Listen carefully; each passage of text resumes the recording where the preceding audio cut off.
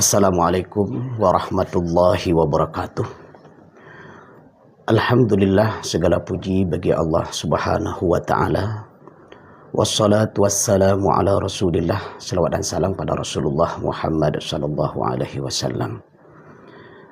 Para pendengar Pro 1 RRI Luxmawi, para pemirsa RRI official dimanapun berada yang dirahmati Allah subhanahu wa ta'ala.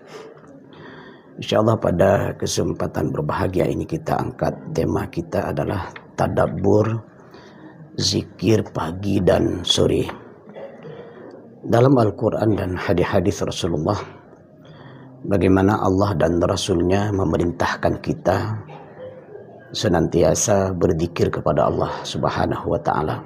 Allah memerintahkan kepada orang-orang yang beriman berzikir kepada Allah dengan zikir yang sebanyak-banyaknya di waktu pagi dan sore.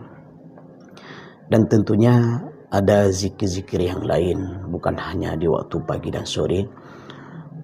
Ada zikir ketika kita merasakan mendapatkan rahmat dan nikmat dari Allah, maka lisan kita juga berujar alhamdulillah, segala puji bagi Allah. Melihat kebesaran Allah, melihat kekuasaan Allah, kita akan mengucapkan Allahu Akbar. Nah, ini di antara kalimat-kalimat spontanitas atau zikir-zikir yang di tempat dan waktu-waktu tertentu yang kita ucapkan sebelum makan, setelah makan, atau sebelum kita masuk ke kamar mandi, setelah kita keluar dari kamar mandi. Banyak sekali yang itu telah diajarkan oleh Rasulullah SAW. Tentunya kitab-kitab zikir yang sudah disusun oleh para ulama, di antaranya adalah Imam An-Nawawi dalam kitabnya Al-Adhkar. Maka pada kesempatan berbahagia ini kita akan tadabbur zikir pagi dan sore hari yang sering kita baca. Target dari materi kita ini adalah agar saat kita berzikir itu bukan hanya kita menikmati bacaan zikir lisan kita, tapi kita akan berusaha untuk menyelami, untuk memahami makna daripada zikir yang kita baca itu. Itulah tadabbur. Selanjutnya, dengan kita membaca zikir dan kita mentadabburinya atau memahami apa yang kita baca tersebut, diharapkan zikir tersebut akan mewarnai karakter kita. Karena kalau kita lihat terjemah saja, belum kita tadabbur, terlihatlah bagaimana di sana ada pelajaran ketauhidan, ada pelajaran keimanan, ada begitu banyak nilai-nilai akhlak yang bisa kita ambil di dalamnya. Zikir pagi sore itu ada yang kubra, ada yang sughra. Kalau yang kubra itu bacaannya lebih banyak. Kalau kita baca itu bisa sampai 40 menit atau bahkan bisa 1 jam kalau kita baca lebih kurang. Nah, di sini kita akan mengupas atau mentadabbur zikir pagi sore yang sughra, yang itu hanya beberapa bacaan dari ayat Al-Quran dan hadis-hadis Rasulullah SAW. Yang pertama, kalimat isti'adzah, yaitu a'udzu billahi minasyaitonir rajim. Ini adalah sebuah kalimat yang ketika kita baca, kita merasakan bahwa Allah subhanahu wa ta'ala sebagai pelindung kita. Allah subhanahu wa ta'ala melindungi kita. Dari apa? Diriwayatkan oleh Ibnu Sunni dari Anas radhiyallahu an dari Nabi sallallahu alaihi wasallam bahwa beliau bersabda, barang siapa di waktu pagi mengatakan a'udzu billahi as-sami'il 'alim minasyaitonir rajim, akan dibebaskan dari gangguan syaitan hingga sore hari. Masya Allah. Kalimat isti'adzah yaitu a'udzu billahi minasyaitonir rajim. Nah, ketika kita baca kalimat ini, maka Rasulullah Shallallahu Alaihi Wasallam memberikan kabar gembira bagi yang membacanya. Dia akan terbebas dari gangguan syaitan dari pagi sampai dengan sore hari. Nah, tentunya kalimat isti'adzah ini akan menambah kekuatan iman kita, akan menguatkan imun tubuh kita ketika kita paham apa yang kita baca tersebut. Mari kita lihat. A'udzubillah, aku berlindung kepada Allah. Jadi di sini ketika kita mengucapkan kalimat a'udzubillah, maka tidak ada yang melindungi kita kecuali Allah.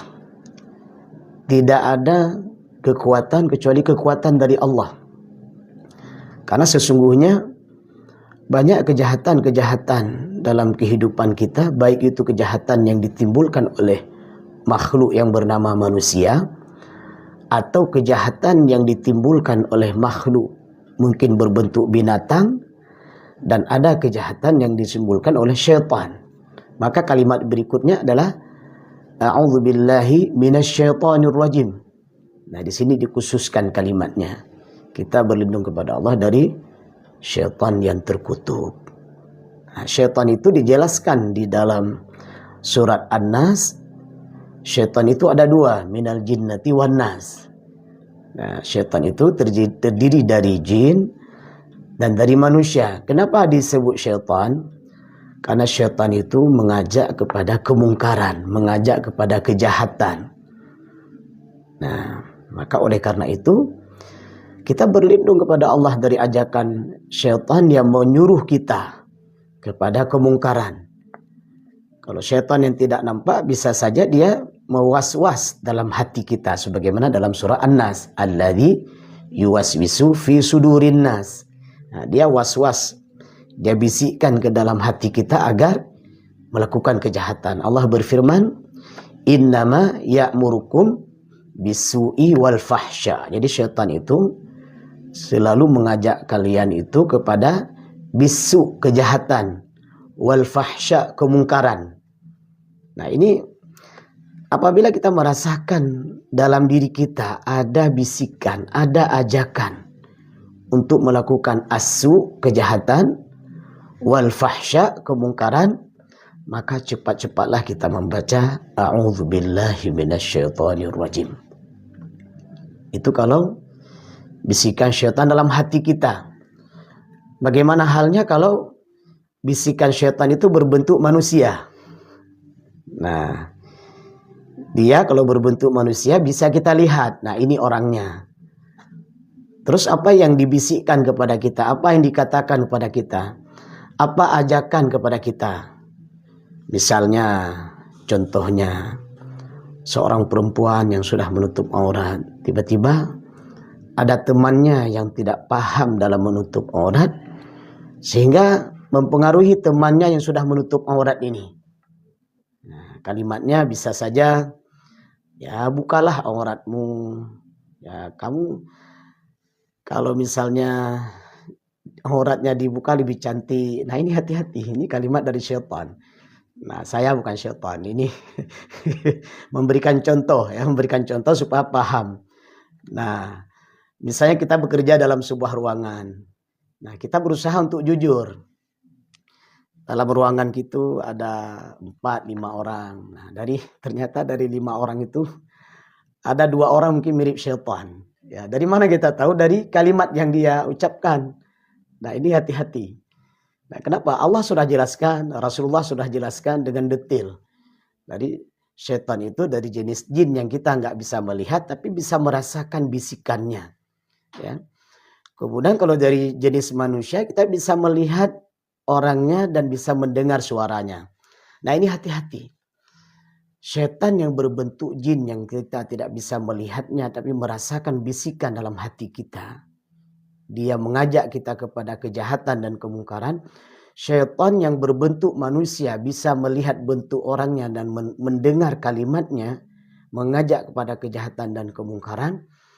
Maka saat kita berhadapan dengan kondisi seperti itu, bacalah a'udzubillahi minasyaitonir rajim. Untuk apa?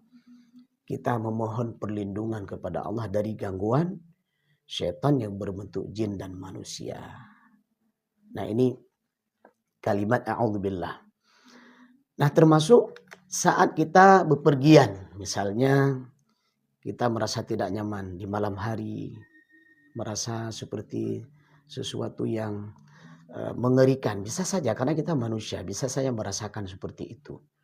Nah, apa yang dianjurkan, apa yang disuruh oleh Allah dan Rasul? Fasta'idz billahi minasyaitonir rajim. Mintalah perlindungan kepada Allah dengan mengucapkan a'udzu billahi minasyaitonir rajim. Ada kesalahan dalam masyarakat kita. Misalnya dia melewati pohon besar. Sebagian masyarakat kita menganggap bahwa di pohon besar tersebut ada penghuninya. Kita pun nggak tahu bagaimana bentuknya. Nah, sehingga saat dia melewati pohon besar tersebut, dia mengucapkan kalimat-kalimat yang itu mengandung kesyirikan. Apa contohnya? Dia mengucapkan kalimat, wahai penghuni pohon ini, biarkan aku lewat. Nah, ini adalah kalimat kesyirikan. Padahal kita meminta perlindungan kepada Allah, bukan penghuni pohon. Karena penghuni pohon bisa saja ada binatang-binatang kecil, mungkin ada burung-burung yang buat rumah di pohon tersebut, ada ular, ada kalajengking. Nah, jadi saya pikir tidak pantas seorang manusia meminta perlindungan kepada binatang-binatang yang tadi itu, apalagi makhluk yang kita tidak bisa melihatnya. Nah, ini hati-hati. Jadi tidak perlu kita meminta izin kepada pohon besar sebelum kita lewat. Tidak usah, biasa saja. Tapi kalau pohon besar tersebut ternyata cabangnya sudah mulai retak-retak, ya, cabangnya sudah mulai ada yang sudah patah, ya, atau ini musim angin atau musim hujan yang deras. Nah, kita harus berhati-hati jangan sampai cabang atau batang pohon yang besar tersebut menimpa tubuh kita, jadi jangan lewat, itu aja. Nah, ini secara logika harus berhati-hati. Tetapi bagi sebagian orang atau sebagian masyarakat yang salah atau pemahaman yang salah, ketika dia memahami bahwa pohon tersebut ada penghuninya, tidak boleh kita lewat sembarangan, nanti kita bisa sakit, bisa celaka, dan bahkan bisa menimbulkan bahaya sampai mati. Nah, ini pemahaman yang salah dan keliru.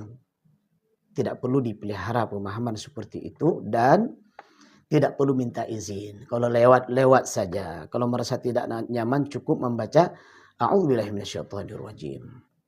Nah, di sini ada hal yang menarik untuk kita sampaikan bahwa ketika seseorang memahami bahwa pohon tersebut ada penghuninya, artinya dia menganggap di situ ada makhluk gaib yang menjaga pohon tersebut dan memiliki kekuatan. Ketika seseorang membesarkan syaitan seperti ini, maka bisa saja di pohon itu ada penghuninya dan punya kekuatan. Sama seperti di Aceh kita itu, kalau kita mau menuju ke Banda Aceh itu, ada namanya jembatan Semampit. Nah, ini ada kepercayaan masyarakat kita. Di situ banyak sekali terjadi tabrak atau laka lintas, kecelakaan lalu lintas. Bahkan ada anekdot yang berkembang, jembatan itu ada penghuninya. Ya, kita juga tidak tahu bagaimana bentuknya, hanya orang-orang yang menganggap adalah yang tahu apakah berbentuk seorang perempuan, apakah seorang laki-laki, apakah seperti apa, wallahu a'lam. Kita nggak pernah lihat itu. Nah, tapi ketika seseorang meyakini bahwa di jembatan Semampit tersebut ada penunggunya, ya, ada penghuninya, maka bisa saja ada. Nah, bagi mereka yang meyakini. Kenapa? Karena syaitan itu ketika dibesarkan dia bisa besar. Tetapi bagaimana dengan hadis Rasulullah, orang-orang yang beriman dan beramal soleh, maka jin qarin yang bersama dia itu, saat orang tersebut telah meninggal, maka dia akan kecil seperti lalat dan bahkan bisa lebih kecil dari lalat. Bahkan saat kita mengucapkan kalimat-kalimat mulia seperti a'udzubillah dan bismillah, itu setan itu kalau kita mau masuk ke rumah, kita baca a'udzubillah bismillah, membuka rumah atau pagar kita dengan tangan kanan, maka setan nggak bisa masuk di luar dia. Kita masuk ke rumah membaca a'udzubillah, membaca bismillah, maka setan juga tidak bisa masuk. Sampai bosnya setan mengatakan apa? Kepada anak buahnya itu dalam hadis itu disebutkan, kalian hari ini tidak bisa masuk ke rumah orang tersebut. Kenapa? Karena dia membaca a'udzubillah dan bismillah. Nah, kalian juga tidak bisa menikmati makanan dan minuman yang ada di rumah orang tersebut. Kenapa? Saat sebelum dia makan membaca a'udzubillah dan membaca basmalah. Ini coba lihat. Baru kalimat a'udzubillah dengan bismillah saja itu cukup membuat syaitan itu gemetar, ketar-ketir, dan bahkan dia bisa hancur dengan seizin Allah Subhanahu wa taala. Nah, ini rumusnya. Atau dalam masyarakat kita punya kebiasaan, dia turun ke rawa-rawa ingin memetik sayur-sayuran, apakah kangkung atau sayur apalah namanya.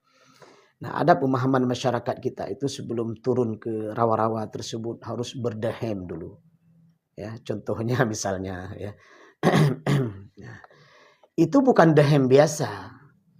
Tapi itu adalah sebuah dehem isyarat bahwa seolah-olah di rawa-rawa tersebut itu ada penghuninya, maka dia harus minta izin. Nah, ini juga salah dan keliru. Ya, tidak perlu seperti itu. Ya, cuma harus dilihat berapa kedalaman rawa-rawa tersebut. Jangan sampai pula begitu kita terjun ke dalam situ tenggelam dan mati kita di situ. Nah, ini diperhatikan berapa kedalamannya, terus apakah ada sesuatu yang berbahaya, apakah mungkin ada benda-benda yang itu benda tajam atau ranting-ranting apa saja yang kita bisa membahayakan kita. Nah, ini hati-hati, tetapi jangan sampai ada pemahaman rawa-rawa ada penghuninya. Nah, ini tidak perlu seperti itu.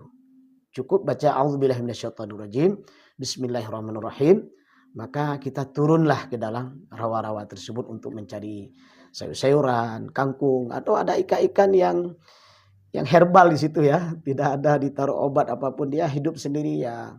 Ada ikan mujair, ada ikan sepat, ada ikan apapun yang subhanallah itu ya, kalau memang halal tidak ada yang memilikinya silakan saja untuk kita ambil. Ya nggak boleh kita mengambil di tambak-tambak orang yang sudah dipelihara, itu nggak boleh. Itu hukumnya haram. Nah, kemudian ada kisah lain yang cukup menarik yang sering kita dengar. Bagaimana dengan seorang bapak-bapak di malam hari yang membawa pulang ikan 10 biji. Nah, kalau dulu kan belum ada motor kayak sekarang, ada Scoopy, ada Vespa, atau ada motor apalah. Nah, dulu mana ada? Dulu adalah bahasa Aceh hitangin atau kereta angin, sepeda ontel, ya. Jadi di sini ada kisah menarik walaupun sudah sering kita dengar, saya sampaikan saja untuk jadi pelajaran buat kita. Jadi Alkisah bapak itu membawa pulang ikan 10 biji. Dalam perjalanan pulang di malam hari tersebut, maka dia merasakan seperti ada sesuatu makhluk yang ikut bersama dia sehingga sepedanya itu terasa berat. Nah, dulu dalam masyarakat kita ada kepercayaan bahwa barang apa yang kita bawa tersebut harus diberikan sedikit atau dibuang untuk makhluk yang mengganggu kita. Kita juga nggak tahu bagaimana bentuk makhluk itu atau setan itu. Maka dibuanglah ikan 2 biji. Maka tinggallah 8 biji ikan. Ada sampai 5 kali dia terasa takut seperti itu. Maka habislah ikannya dibuang. Karena untuk memberi kepada makhluk tersebut supaya jangan diganggu. Yang uniknya adalah setelah dia buang semua, karena dia mengayuh sepedanya dengan kuat, akhirnya sepedanya menjadi ringan. Keesokan harinya dilihatlah bahwa rupanya bukan makhluk yang mengganggu dia. Ada karet. Ya, bahasa Aceh karet angin atau karet yang digunakan untuk mengikat barang-barang kalau dia bawa. Rupanya karet itu yang masuk ke dalam sepedanya. Semakin dikayuh semakin berat. Dan semakin lama dikayuh maka putuslah karet tersebut. Akhirnya dia berjalan dengan lancar. Tapi ini sudah terjadi. Akhirnya dia di malam itu ikan 10 buah itu habis dibuang. Dibuanglah dengan sia-sia. Rupanya bukan makhluk yang mengganggu dia, tapi karet itanginnya itu menglaranti larudanya. Nyamban contohnya. Jadi coba lihat, ini kesalahan. Nah, begitu juga orang bawa pulang makanan, terkadang harus ada 1 siung bawang putih, 1 siung bawang merah, atau nyoba bahasa Aceh baklawah, ya, atau pohon jara apapun namanya. Itu harus ditaruh ke dalam makanan dan minuman yang dibawa di malam itu supaya tidak diganggu oleh syaitan. Nah ini juga keliru. Maka yang benar bagaimana? Kalau Anda membawa ikan, makanan, minuman, sebelum Anda beli cukup bacakan a'udzubillahi minasyaitonirrajim. Silakan Anda beli. Ketika diletakkan di motor kita baca a'udzubillahi minasyaitonirrajim. Cukup letakkan saja di tempat yang nyaman. Begitu Anda membawa pulang ke rumah, apapun kondisi perasaan yang dirasakan cukup membaca a'udzubillahi minasyaitonirrajim. Nah, silakan pulang sampai ke rumah aman. Nah, ini perlu kita luruskan karena ada kesalahan dalam masyarakat. Padahal Rasulullah sudah memberikan tuntunan, contoh kepada kita dalam bekerja dan berbuat, apalagi dalam kita memahami persoalan makhluk gaib yang kita tidak bisa melihat dia. Jadi sekali lagi kalimat a'udzubillahi minasyaitonirrajim dan ditambah dengan basmalah tentunya, ini adalah kalimat yang sangat dahsyat. Bukalah hadis-hadis Rasulullah. Bukalah kisah-kisah para sahabat. Bagaimana mereka mengamalkan kalimat yang mulia ini, isti'adzah ini. Ya. Maka di akhir daripada materi ini saya tutup juga dengan sebuah kisah. Seorang penjual. Di malam hari, setiap hari setelah dia berjualan, maka uang yang dia miliki itu selalu kurang. 2 lembar, 1 lembar, 3 lembar. Nah ini babnya adalah tuyul pencuri uang. Nah jadi singkat cerita. Dia mengalami hal tersebut setiap malamnya. Setiap sampai di rumah kalau dia ada untung 200.000 maka uang tersebut hanya tinggal 180.000. Kalau dia ada untung 100.000 maka saat dia pulang ke rumah maka uang tersebut hanya tinggal 70.000. Kemana 30.000 lagi? Dicuri sama tuyul pencuri uang. Apakah ada? Ada. Ya, ada tukang-tukang sihir yang bekerja sama dengan tuyul atau ya makhluk gaib seperti itu dengan syaitan, dengan iblis, maka dia punya target-target tertentu untuk mencuri uang dan bisa. Wallahu alam. Karena kita bukan tukang sihir, kita hanya membaca kisah saja. Terus apa yang harus dilakukan? Ada sebagian pemahaman masyarakat, uang tersebut diletakkan ke dalam Al-Quran. Salah. Tidak perlu. Tapi cukuplah Anda ketika Anda mendapatkan uang, saat mengambilnya diberikan oleh konsumen yang membeli barangan dagangan Anda, bacakan a'udzubillahi minasyaitonirrajim. Letakkan ke tempat yang aman. A'udzubillahi minasyaitonirrajim. Insyaallah aman. Tidak perlu harus melakukan hal-hal yang tidak bermanfaat. Nah, jadi beberapa kisah sederhana ini dan bagaimana juga anjuran Rasulullah yang kita sampaikan ini memberikan pelajaran yang sangat berharga bagi kita bahwa ternyata kita sebagai muslim, sebagai mukmin, Allah telah memberikan perangkat kekuatan yang luar biasa kepada kita untuk menghadapi ya makhluk-makhluk yang jahat. Ya. Tapi boleh nggak kalau misalnya kita berhadapan dengan pencuri misalnya menghadang kita membaca a'udzubillah, baca saja a'udzubillahi minasyaitonirrajim, tapi harus ada ya minimal ya mungkin bela diri yang sederhana. Ya ada karate kelas ringan. Nah, paling kurang ada jurus langkah 1000 itu paling kurang kata orang. Jadi boleh kita membaca a'udzubillahi minasyaitonirrajim, mudah-mudahan Allah melindungi kita, tapi juga kalau itu adalah makhluk yang berbentuk manusia, ya apakah begal ataupun pencuri apapun bentuknya, ya kita juga harus punya memiliki ya bela diri yang sederhana paling kurang ya. Tapi sekali lagi walaupun dia berbentuk manusia atau pencuri atau begal atau perampok, ketahuilah ketika kita mengucapkan kalimat a'udzubillahi minasyaitonirrajim bismillahirrahmanirrahim, kita yakin Allah melindungi kita. Masya Allah ya. Allah akan kalahkan para penjahat tersebut, baik itu dari kalangan makhluk jin yang kita nggak bisa tengok dia, atau itu berbentuk manusia yang kita bisa melihatnya, atau berbentuk gangguan binatang-binatang berbisa yang kita bisa melihatnya, atau apapun bentuk kejahatan dan kezaliman lainnya termasuk kejahatan-kejahatan tukang sihir. Untuk pertemuan kali ini kita hanya bisa membahas a'udzubillahi minasyaitonirrajim, yang mudah-mudahan ini bisa menjadi penguat bagi kita, akan menjadi motivasi bagi kita bersemangat membaca a'udzubillahi minasyaitonirrajim saat sebelum kita berbuat baik. Kemudian saat kita berhadapan dengan situasi yang tidak mengenakkan, tidak menyenangkan atau menakutkan, bacalah a'udzubillahi minasyaitonirrajim dan rasakan dalam diri kita Allah sebagai pelindung bagi kita, Allah melindungi kita, dan Allah melancarkan segala urusan dan kegiatan kita. Dan insya Allah kita sambung pada pertemuan berikutnya tentang tadabbur zikir pagi dan sore ini. Mohon maaf dan terima kasih. Alhamdulillah. Subhanakallahumma wa bihamdik. Asyhadu an la ilaha illa anta astaghfiruka wa atubu ilaika. Assalamualaikum warahmatullahi wabarakatuh.